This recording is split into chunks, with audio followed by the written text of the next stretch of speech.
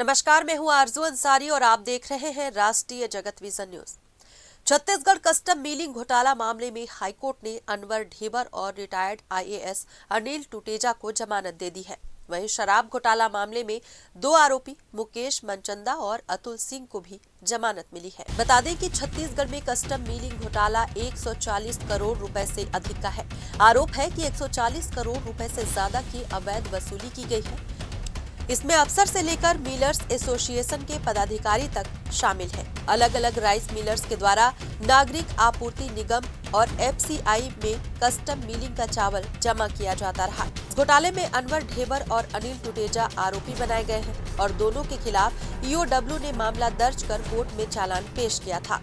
इसके बाद दोनों को जेल दाखिल किया गया था। अब हाईकोर्ट से दोनों को जमानत मिल गई है। इस खबर में बस इतना ही। देश प्रदेश की खबरों से अपडेटेड रहने के लिए हमारे चैनल को सब्सक्राइब करें और नए खबरों के नोटिफिकेशन के लिए बेल आइकॉन जरूर दबाएं। नमस्कार।